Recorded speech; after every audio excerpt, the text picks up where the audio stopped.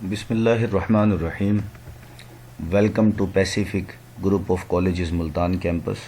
میں مرزا حفیظ اوج Islamic studies یعنی اسلامیات لازمی کے لیکچر نمبر 5 کے ساتھ آپ کی خدمت میں حاضر ہوں، اور آج ہم چیپٹر نمبر 4 میں سے ایک موضوع ڈسکس کریں گے جو تدوین حدیث کے عنوان سے ہے. تدوین حدیث کا یہ موضوع آپ کے سمارٹ سلیبس میں شامل ہے اور امتحانی نقطہ نظر سے اہمیت کا حامل ہے. 8 نمبر کا لانگ کویسچن اس میں سے پوچھا جاتا ہے، اور اس سوال میں سے ایک شارٹ کویسچن نہایت اہمیت کا حامل ہے کہ تدوین حدیث سے کیا مراد ہے. اور اس کے پہلے دور میں سے ایم سی کیوز اور شارٹ کویسچنز پوچھے جاتے ہیں، دوسرے دور میں سے ایم سی کیوز اور شارٹ کویسچنز پوچھے جاتے ہیں، اور اسپیشلی تیسرے دور میں سے ایم سی کیوز اور شارٹ کویسچنز پوچھے جاتے ہیں. تو لیکچر نمبر 5 میں ہم پہلے 2 دور تفصیل سے ڈسکس کریں گے، اور لیکچر نمبر 6 میں تدوین حدیث کا جو تیسرا دور ہے، جسے تدوین حدیث کا سنہری دور کہا جاتا ہے، وہ ہم ڈسکس کریں گے. تو یہ ہمارا جو لیکچر ہے، یہ جو موضوع ہے، یہ 2 لیکچرز کے اوپر مشتمل ہوگا. تدوین حدیث کے موضوع کو شروع کرنے سے پہلے ہم نے جو سابقہ موضوع پڑھا تھا لیکچر نمبر 4 میں، اس کی ریویژن کی طرف چلتے ہیں. ہم نے حدیث کا تعارف پڑھا تھا، اور اس کے ساتھ حدیث کی حجیت یا اس کی دینی اہمیت یا حیثیت کے بارے میں تفصیل سے ڈسکس کیا تھا. حدیث کا لفظی مطلب ہے بات چیت کرنا یا گفتگو کرنا، اور اصطلاحی تعریف میں حدیث حضور اکرم صلی اللہ علیہ وسلم کے قول، فعل اور تقریر کو کہا جاتا ہے. اور اسی مناسبت سے ہم نے حدیث کی اقسام بھی تفصیل سے ڈسکس کی تھی. میں نے آپ کو بتایا تھا سابقہ لیکچر میں کہ حدیث کی 3 اقسام ہیں، جو تینوں شارٹ کویسچن میں پوچھی جاتی ہیں، اور ان تینوں کی مثالیں الگ الگ شارٹ کویسچن میں پوچھی جاتی ہیں. یعنی 6 شارٹ کویسچنز بنتے ہیں ان 3 اقسام کے. میں نے جو پہلی قسم آپ کو بتائی تھی سابقہ لیکچر میں، آن لائن لیکچر نمبر 4 میں، پہلی قسم تھی حدیث فعلی. حدیث قولی پہلی قسم تھی، یعنی اس سے مراد یہ ہے کہ حضور اکرم صلی اللہ علیہ وسلم کی جو اقوال، فرامین یا ارشادات ہیں، وہ حدیث قولی ہیں. دوسرے نمبر پر میں نے آپ کو حدیث فعلی کے بارے میں بتایا کہ جو حضور اکرم صلی اللہ علیہ وسلم کے افعال ہیں، جو اعمال ہیں، جو طور طریقے ہیں، آداب ہیں، جو حضور اکرم صلی اللہ علیہ وسلم نے امت کی اصلاح کے لیے کر کے دکھائے، اسے حدیث فعلی کہتے ہیں. اور تیسری قسم میں نے حدیث تقریری بتائی تھی. حدیث تقریری میں نے بتایا تھا کہ صحابی کے عمل کو کہا جاتا ہے کہ کسی صحابی نے حضور اکرم صلی اللہ علیہ وسلم کے سامنے کوئی عمل کیا، اور حضور اکرم صلی اللہ علیہ وسلم نے اس عمل کو دیکھ کر خاموشی اختیار فرمائی. نبی کریم صلی اللہ علیہ وسلم کا خاموش رہنا اس بات کی دلیل ہے کہ وہ عمل کرنا جائز ہے. اگر ناجائز ہوتا تو حضور اکرم صلی اللہ علیہ وسلم اس عمل کو کرنے سے منع کر دیتے. پھر حدیث کی اہمیت کو ازرو قرآن میں نے بیان کیا، متعدد آیات آپ کے سامنے تلاوت کی، جیسے لقد کان لکم فی رسول اللہ اسوۃ حسنہ، اطیعوا اللہ واطیعوا رسول ان کنتم مؤمنین، وما آتاکم الرسول فخذوہ وما نہاکم عنہ فانتہوا، یا ایھا الذین آمنوا اطیعوا اللہ واطیعوا الرسول واولو الامر منکم ومن یطع الرسول فقد اطاع اللہ. تو یہ آیات اور کچھ اور چند آیات میں نے سابقہ لیکچر میں حدیث کی اہمیت ازرو قرآن کی ہیڈنگ میں بیان کی تھی. پھر میں نے متعدد احادیث آپ کے سامنے بیان کی کہ جن احادیث سے حضور اکرم صلی اللہ علیہ وسلم کی حدیث کی اہمیت کا اندازہ لگایا جا سکتا ہے. کہ مثال کے طور پر حضور اکرم صلی اللہ علیہ وسلم نے ارشاد فرمایا تھا کہ من احب سنتی فقد احبانی، من احبانی کان معی فی الجنہ، کہ جس نے میری سنت سے محبت کی اس نے مجھ سے محبت کی، جس نے مجھ سے محبت کی وہ جنت میں میرے ساتھ جائے گا. ایک اور حدیث میں فرمایا من راغب عن سنتی فلیس منی، کہ جس نے میری سنت کو چھوڑ دیا اس کا مجھ سے کوئی تعلق نہیں. تو یہ ساری باتیں ہم سابقہ لیکچر میں تفصیل سے ڈسکس کر چکے ہیں. تو آج کے اپنے موضوع کی طرف بڑھتے ہیں. آج کا ہمارا موضوع ہے تدوین حدیث. میں نے لیکچر نمبر 3 میں آپ کو تدوین قرآن کا موضوع پڑھایا تھا، اور میں نے تدوین کا معنی بھی بتایا تھا کہ تدوین کا معنی کیا ہے. تدوین کا لفظ نکلا ہے مدون سے، جس کے معنی ہے جمع اور ترتیب، اور تدوین کا معنی ہے جمع کرنا یا ترتیب دینا.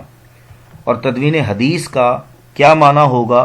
تدوین حدیث کا یہ معنی ہوگا کہ حضور اکرم صلی اللہ علیہ وآلہ وسلم کی احادیث کو کتابی صورت کے اندر جمع کرنا یا ترتیب دینا تدوین حدیث کہلاتا ہے۔ تو یہ شارٹ کویسچن پیپر میں پوچھا جاتا ہے، میں ابھی بتا رہا تھا آپ کو، اسے نوٹ کر لیجئے کہ تدوین حدیث کا مطلب یہ ہے کہ نبی کریم صلی اللہ علیہ وسلم کی احادیث کو کتابی صورت کے اندر جمع کرنا تدوین حدیث کہلاتا ہے۔ تدوین حدیث کی اگر ادوار کی بات کریں تو تدوین حدیث کو 3 ادوار کے اندر تقسیم کیا جاتا ہے۔ تدوین حدیث کے ادوار میں آج کے اس لیکچر میں ہم جو پہلے 2 ادوار ہیں وہ تفصیل سے ڈسکس کریں گے، لیکن اس سے پہلے میں آپ کو یہ بات بتانا ضروری سمجھوں گا کہ آپ کو اس بات کا علم ہو کہ حضور اکرم صلی اللہ علیہ وسلم نے اسلام کے ابتدائی ایام میں اپنی حدیث کو لکھنے سے منع کیا تھا۔ کچھ ایسے واقعات پیش آئے کہ جن واقعات کی بنیاد پر حضور اکرم صلی اللہ علیہ وسلم نے ابتدائی زمانے میں حدیث کو لکھنا منع قرار دے دیا۔ حضور اکرم صلی اللہ علیہ وسلم جب کوئی قرآن کی آیت نازل ہوتی، جب وحی نازل ہوتی، تو میں نے آپ کو سابقہ لیکچر میں بتایا تھا، لیکچر نمبر 3 میں، لیکچر نمبر 2 میں بھی، کہ اسے حضور اکرم صلی اللہ علیہ وسلم لکھوا لیا کرتے تھے، اور لکھوانے کے بعد نبی کریم صلی اللہ علیہ وسلم کی عادت مبارکہ یہ تھی کہ حضور اکرم صلی اللہ علیہ وسلم لکھوانے کے بعد اسے سنتے تھے اور ساتھ نازل شدہ آیات کی وضاحت یا تفسیر بھی بیان کر دیتے تھے کہ اس آیت کا یہ مطلب ہے یا یہ اس تناظر کے اندر نازل ہوئی۔ تو ایک مرتبہ ایسے ہوا کہ ایک صحابی نے قرآن کی آیت کے ساتھ جو حضور اکرم صلی اللہ علیہ وسلم نے اس کی وضاحت کی تھی وہ بھی وہی سمجھ کر لکھ دی۔ جب حضور اکرم صلی اللہ علیہ وسلم نے ان سے کہا کہ جو تم نے لکھا ہے مجھے سناؤ، تو جب انہوں نے سنایا تو جو حضور اکرم صلی اللہ علیہ وسلم نے نہیں لکھوایا تھا وہ بھی انہوں نے لکھ لیا۔ تو اس واقعے کے بعد حضور اکرم صلی اللہ علیہ وسلم نے ارشاد فرمایا کہ مجھ سے قرآن کے سوا کچھ نہ لکھو، اور جس نے جو کچھ لکھا ہے وہ اسے مٹا دے۔ حضور اکرم صلی اللہ علیہ وسلم کی یہ حدیث ذہن میں رکھیے گا ایک محدود وقت کے لیے تھی، اور کچھ لوگ ایسے ہیں جو منکرین حدیث ہیں، جو حضور اکرم صلی اللہ علیہ وسلم کی حدیث کا انکار کرنے والے ہیں۔ وہ کہتے ہیں کہ یہ جتنی بھی احادیث ہیں کہ یہ ساری کی ساری من گھڑت اور جھوٹی ہیں، معاذ اللہ، یہ حضور اکرم صلی اللہ علیہ وسلم سے منسوب کر رکھی ہیں، حالانکہ حضور اکرم صلی اللہ علیہ وسلم نے حدیث کو لکھنے سے منع کیا تھا۔ تو ذہن میں رکھیے گا کہ حضور اکرم صلی اللہ علیہ وسلم نے حقیقتاً حدیث کو لکھنے سے منع کیا تھا، لیکن بعد میں اس کی اجازت بھی دے دی تھی۔ اس کی وضاحت میں کروں گا۔ اور یہ بھی ذہن میں رکھیے گا کہ حضور اکرم صلی اللہ علیہ وسلم کی حدیث کا انکار کرنا ایسے ہے کہ جیسے بندہ دائرہ اسلام سے خارج ہو گیا۔ بندہ مسلمان نہیں رہتا اگر وہ حضور اکرم صلی اللہ علیہ وسلم کی کسی حدیث کا انکار کر دے یا یہ کہتے کہ میں اس حدیث کو نہیں مانتا۔ بھئی تیری حیثیت کیا ہے، تیری اوقات کیا ہے کہ تو حضور اکرم صلی اللہ علیہ وسلم کے فرمان کا انکار کرے؟ پہلے تو اپنے مستند ہونے کی سند لے کر آ کہ تیری جرت کیا ہوئی، تیری اوقات کیا ہے کہ تو حضور اکرم صلی اللہ علیہ وسلم کی حدیث کا انکار کرے۔ حضور اکرم صلی اللہ علیہ وسلم کی حدیث کا انکار کرنے والا شخص دائرہ اسلام سے خارج ہے، یہ بات ذہن میں رکھیے گا۔ یہ بات بتانے کا مقصد یہ ہے کہ ہمارے ہاں ایک پورا فرقہ ہے جو حضور اکرم صلی اللہ علیہ وسلم کی حدیث کا انکار کرنے والا ہے۔ حدیث پر ایک اعتراض بھی ہے جو میں نے بھی آپ کو بیان کیا۔ اب یہ جو فرقہ ہے یہ حضور اکرم صلی اللہ علیہ وسلم کی ساری احادیث کا انکار کرتا ہے، اور کمال کی بات یہ ہے کہ حضور اکرم صلی اللہ علیہ وسلم کی ایک حدیث مانتا ہے اور ساری احادیث کا انکار کر دیتے۔ کیسی جہالت ہے کہ جس چیز کا انکار کرتے ہیں اسی چیز کو بطور دلیل لے کر آتے ہیں کہ حضور اکرم صلی اللہ علیہ وسلم نے حدیث کو لکھنے سے منع کیا تھا۔ اور عقل کے اندھو، یہ بھی اپنے سامنے رکھو کہ تم دلیل کے طور پر کیا چیز لے کر آ رہے ہو، یعنی حضور اکرم صلی اللہ علیہ وسلم نے حدیث لکھنے سے منع کیا تھا۔ یہ الفاظ بھی تو حدیث ہی ہیں کہ حضور اکرم صلی اللہ علیہ وسلم نے منع کیا تھا۔ بہرحال بات کرنے کا مقصد یہ ہے کہ حضور اکرم صلی اللہ علیہ وسلم نے حدیث کو لکھنے سے منع کیا تھا، لیکن بعد میں اس کی اجازت دے دی۔ اجازت کیسے دی اس کے بارے میں بھی سن لیجئے کہ حضور اکرم صلی اللہ علیہ وآلہ وسلم کے ایک صحابی تھے، حضرت سیدنا عبداللہ بن عمر بن العاص۔ ان کی عادت تھی کہ یہ جب بھی حضور اکرم صلی اللہ علیہ وآلہ وسلم سے احادیث کو سنتے تھے، جو کچھ سنتے تھے لکھ لیتے تھے۔ انہیں صحابہ کرام نے منع کیا، روکا کہ بھئی تم نہ لکھا کرو، تو انہوں نے حضور اکرم صلی اللہ علیہ وسلم سے پوچھ لیا۔ اب منع صحابہ کرام نے اس لیے کیا تھا کہ حضور اکرم صلی اللہ علیہ وسلم نے حدیث کو لکھنے سے منع کر رکھا تھا۔ پھر انہوں نے حضور اکرم صلی اللہ علیہ وسلم سے عرض کی کہ یا رسول اللہ صلی اللہ علیہ وسلم، میں جو کچھ آپ سے سنتا ہوں کیا لکھ لیا کروں؟ حضور اکرم صلی اللہ علیہ وآلہ وسلم نے جواب میں ارشاد فرمایا، لکھ لیا کرو۔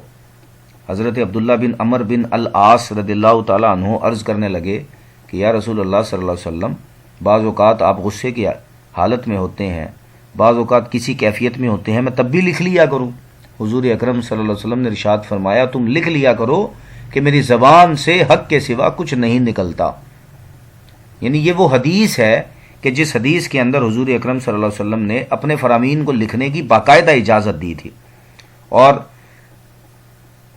تاریخ کی کتب میں ملتا ہے، محدثین نے لکھا ہے، علماء اور ائمہ نے یہ بات بیان کی ہے کہ حضور اکرم صلی اللہ علیہ وسلم کے زمانے میں حضرت عبداللہ بن عمر بن العاص نے باقاعدہ حضور اکرم صلی اللہ علیہ وسلم کی احادیث پر مشتمل ایک کتاب مرتب کی تھی جس کا نام صحیفہ صادقہ تھا۔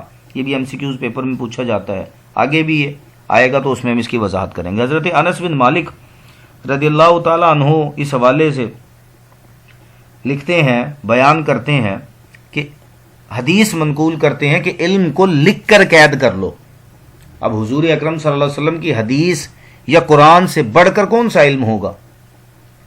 تو حضور اکرم صلی اللہ علیہ وسلم نے حدیث کو لکھنے سے منع کیا تھا، لیکن یہ حکم کچھ وقت تک تھا، یعنی حضور اکرم صلی اللہ علیہ وسلم صحابہ کرام کی پوری توجہ قرآن کی طرف رکھنا چاہتے تھے۔ پھر جب مسلمان کثیر ہو گئے، اصحاب صفہ کا مدرسہ قائم ہو گیا، حضور اکرم صلی اللہ علیہ وسلم متعدد صحابہ کی تربیت کر چکے، جب انہیں قرآن اور حدیث کے فرق کا باقاعدہ علم ہو گیا تو حضور اکرم صلی اللہ علیہ وسلم نے حدیث کو لکھنے کی اجازت دے دی۔ اسی مناسبت سے جو تدوین حدیث کے ادوار ہیں ان میں سے سب سے پہلا دور عہد رسالت سے عہد صحابہ تک ہے، اور یہ تقریباً 110 ہجری تک بنتا ہے۔ جو دوسرا دور ہے تدوین حدیث کا، یعنی جو حضور اکرم صلی اللہ علیہ وسلم کی حدیث کتابی صورت کے اندر لکھی گئی، وہ عہد صحابہ اور عہد تابعین کا ہے، 111 ہجری سے لے کر 170 ہجری تک۔ اب چونکہ اس لیکچر میں ہم نے 2 ادوار تفصیل سے ڈسکس کرنے ہیں تو 2 ادوار ہی یہاں پر لکھے ہوئے ہیں، اور تیسرا دور ہے عہد تابعین سے عہد تبع تابعین تک، جو 171 ہجری سے 220 ہجری تک ہے، اور تیسرے دور کو تدوین حدیث کا سنہری دور بھی کہا جاتا ہے۔ تو وہ ہم نیکسٹ لیکچر میں، لیکچر نمبر 6 میں انشاءاللہ تفصیل سے ڈسکس کریں گے۔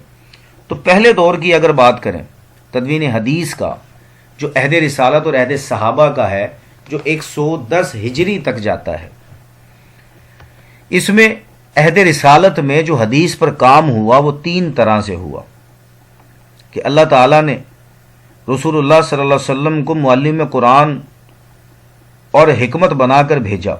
آپ صلی اللہ علیہ وسلم نے اپنے قول، فعل اور تقریر سے قرآن کی وضاحت کی، اس لیے آپ نے اپنے دور میں ہی اپنی احادیث قلم بند کروانا شروع کر دی تھیں، اور عہد رسالت میں حفاظت حدیث پر یا تدوین حدیث پر 3 طرح سے کام ہوا، جس میں سب سے پہلا ہے حفاظت حدیث بذریعہ حفظ۔ اب عربوں کا حافظہ بہت قوی تھا، اس لیے اکثر صحابہ احادیث کو زبانی یاد کر لیتے تھے، یعنی کسی چیز کو آپ نے محفوظ کرنا ہو تو آپ اسے زبانی یاد کر لیں۔ حضرت انس بن مالک رضی اللہ تعالیٰ عنہ فرماتے ہیں کہ ہم نبی کریم صلی اللہ علیہ وسلم کے پاس بیٹھتے، حدیث سنتے، اور جب اٹھتے تو آپس میں حدیث کا مذاکرہ کرتے، اس طرح ہم احادیث کو یاد کر لیتے تھے۔ آپ کا ایک اور قول ہے کہ ہم حضور اکرم صلی اللہ علیہ وسلم سے حدیث سے سنتے، جب حضور صلی اللہ علیہ وسلم مجلس سے تشریف لے جاتے تو ہر شخص اپنی حدیثیں بیان کرتا، اور جب ہم اٹھتے تو حدیثیں اس طرح یاد ہوتی جیسے ہمارے دلوں پر نقش ہو گئی ہیں، چھپ گئی ہیں۔ تو یہ ایک انداز تھا، ایک طریقہ تھا عہد رسالت میں حدیث کی حفاظت کا بذریعہ حفظ، یعنی یاد کر لینا۔ دوسرے نمبر پر ہے حفاظت حدیث بذریعہ تعامل، کہ صحابہ کرام کے دور میں صرف احادیث زبانی یاد ہی نہیں کی جاتی تھیں بلکہ اس پر عمل بھی کیا جاتا تھا، تو عمل سے تعامل کا لفظ نکلا ہے۔ مولانا تقی عثمانی لکھتے ہیں کہ پورے اسلامی معاشرے میں حدیث پر عمل ہوتا تھا، قرآن حکیم کی تفسیر میں ان سے مدد لی جاتی تھی، ہر صحابی احادیث کو جانتا تھا، عمل کرتا تھا، احادیث کا جیتا جاگتا نمونہ تھا۔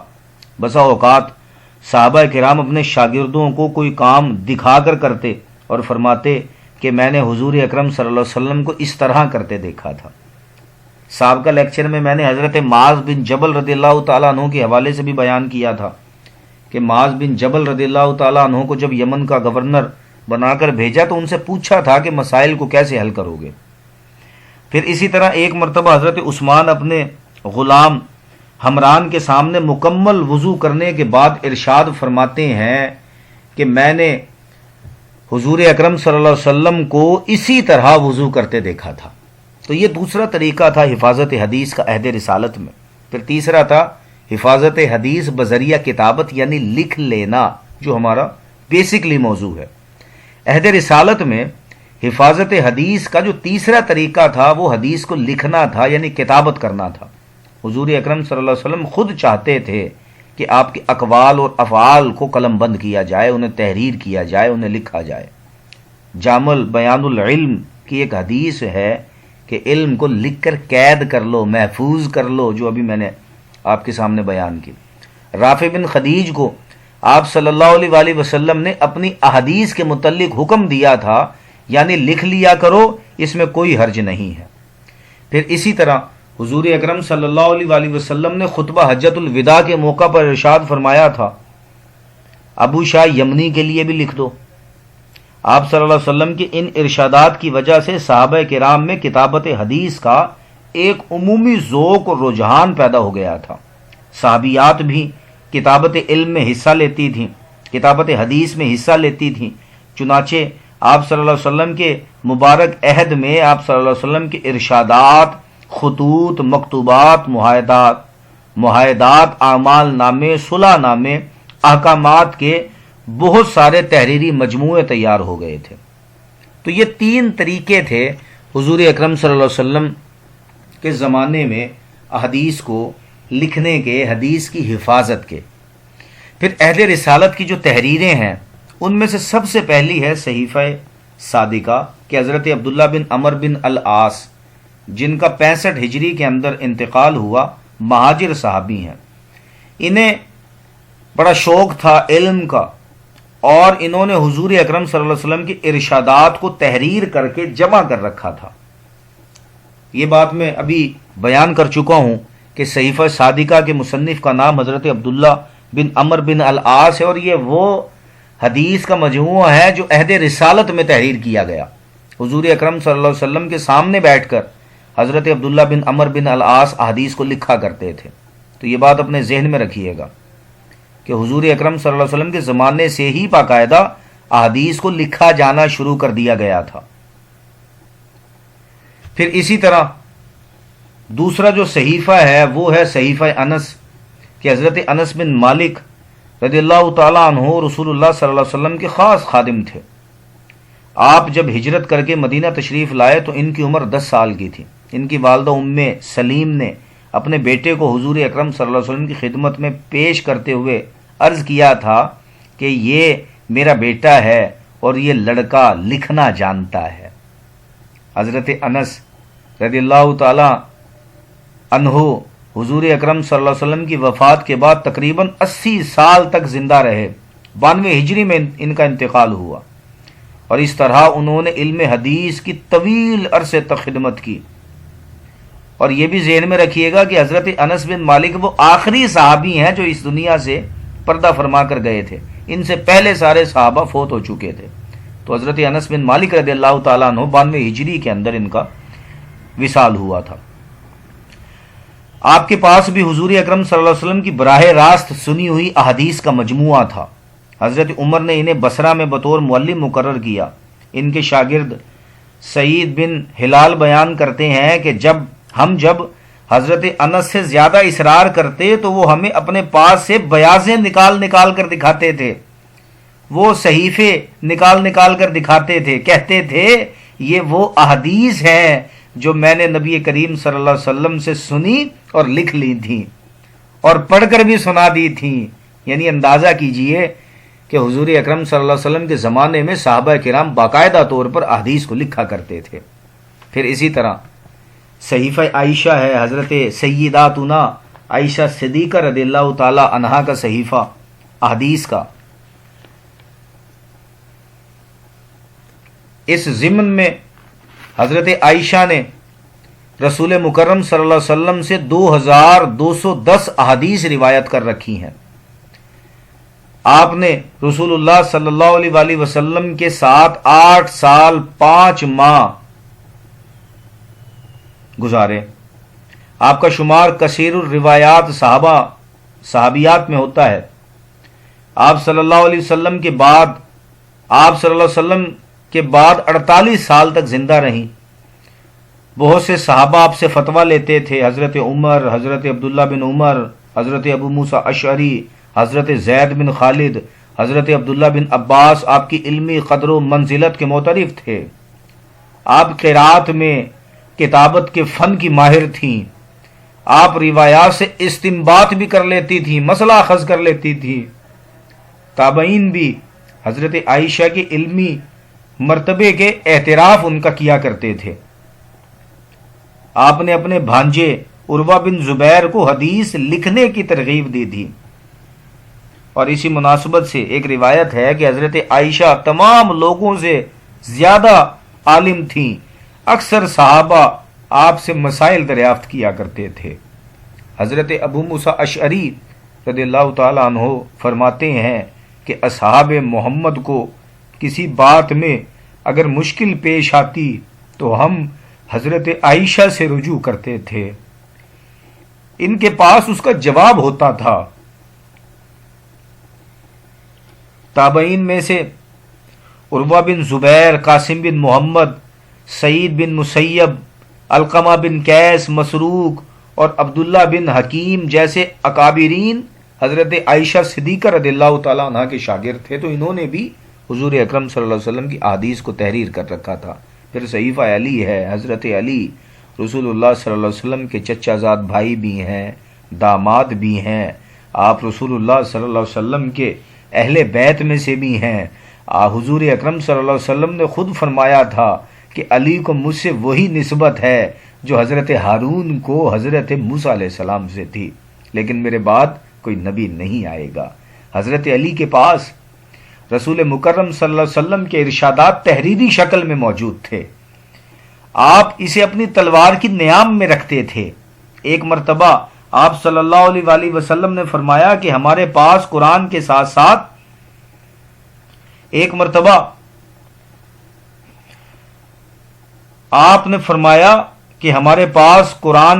ساتھ وہ صحیفہ حدیث بھی ہے جس میں زخموں کی دیت اور اونٹوں کی زکوٰۃ کے متعلق حضور اکرم صلی اللہ علیہ وسلم کے ارشادات ہیں۔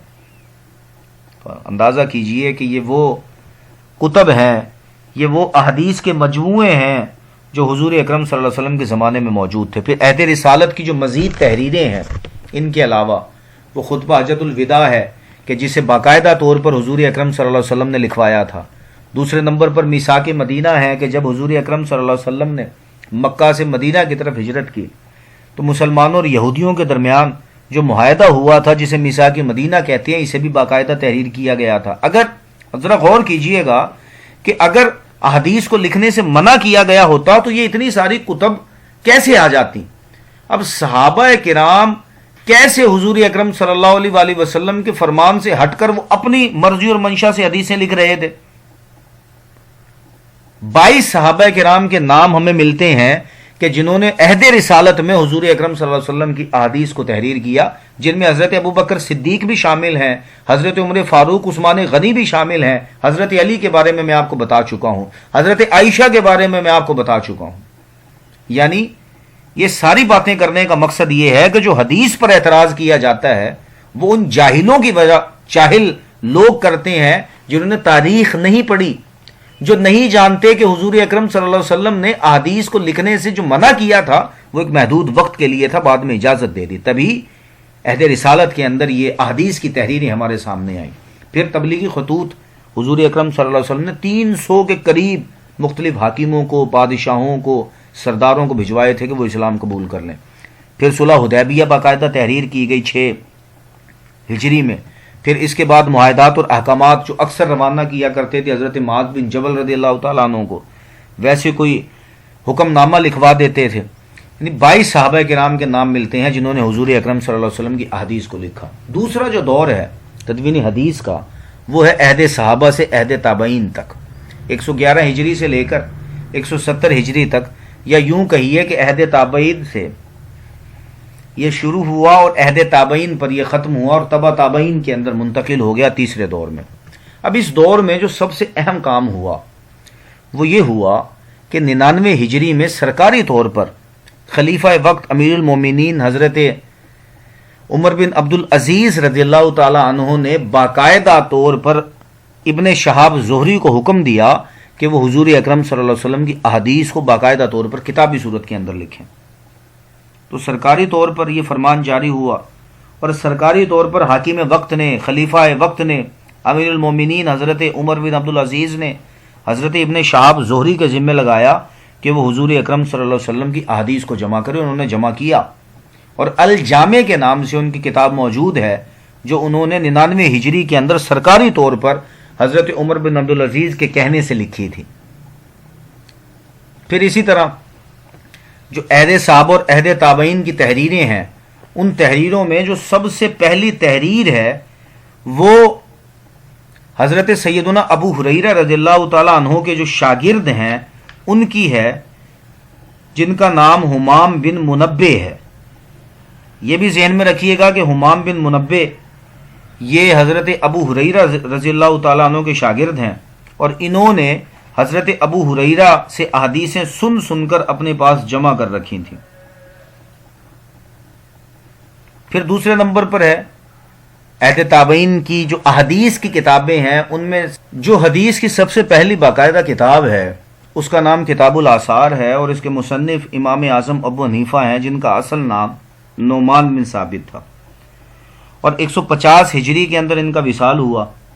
40,000 احادیث میں سے انہوں نے انتخاب کر کے ایک نسخہ مرتب کیا اور یہ MCQs پیپر میں پوچھا جاتا ہے کہ جو حدیث کی سب سے پہلی باقاعدہ کتاب ہے وہ کون سی ہے، تو وہ کتاب الآثار ہے امام اعظم ابو حنیفہ کی. یہ بھی عہد تابعین کی حدیث کی کتاب ہے. پھر سنن ابن جریج ہے، ان کا وصال بھی 150 ہجری کے اندر ہوا.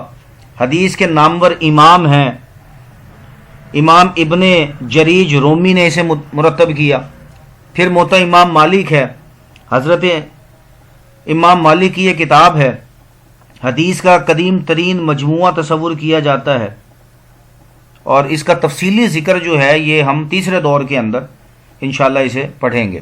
پھر الجامع ہے، مشہور فقیہ اور محدث حضرت سفیان ثوری رحمۃ اللہ علیہ کی کتاب. اس کتاب کو مختلف ابواب کے تحت مرتب کیا گیا ہے اور اس کتاب میں مستند احادیث بیان کی گئی ہیں. پھر الجامع ہے ابن شہاب زہری کا، جو بھی میں آپ کو بتا رہا تھا، جو سرکاری طور پر حکم نامہ انہیں ملا تھا، انہوں نے احادیث کو جمع کیا تھا. تو یہ وہ تحریریں ہیں جو عہد تابعین کی تحریریں ہیں. عہد صحابہ کی تحریریں میں آپ کو پہلے دور کے اندر بتا چکا ہوں. تو مجھے امید ہے کہ آج کا لیکچر آپ کو اچھے انداز سے سمجھ میں آ گیا ہوگا. تو اس سوال میں سے کچھ شارٹ کویسچنز ہیں جو اسائنمنٹ کی صورت میں آپ کالج سے لے جا چکے ہیں، اسے حل کیجئے گا. پہلا سوال ہے کہ تدوین حدیث سے کیا مراد ہے. دوسرا سوال ہے کہ تدوین حدیث کو کتنے ادوار میں تقسیم کیا جاتا ہے. سوال نمبر 3 ہے کہ عہد رسالت صلی اللہ علیہ وسلم میں کتابت حدیث کے حوالے سے آپ کیا جانتے ہیں. سوال نمبر 4 ہے کہ کیا رسول اللہ صلی اللہ علیہ وسلم نے ابتدائی زمانے میں حدیث لکھنے سے منع کیا تھا. سوال نمبر 5 ہے تدوین حدیث کے پہلے دور کی 2 تحریریں بیان کریں، 2 تحریریں لکھیں. سوال نمبر 6 ہے کہ تدوین حدیث کے دوسرے دور کی 3 تحریریں بیان کریں. سوال نمبر 7 ہے کہ حضرت عمر بن عبدالعزیز رضی اللہ تعالی عنہ کا تدوین حدیث میں کیا کارنامہ ہے. یہ 7 سوالات ہیں اور یہی سوال دوسرے دور والا اور پہلے دور والا تفصیلی انداز سے آپ یہ دیکھ کر لکھیں گے. مرزا حفیظ اوج کو اگلے لیکچر تک کے لیے اجازت دیجیے. اللہ آپ کا حامی و ناصر ہو. اللہ حافظ. السلام علیکم.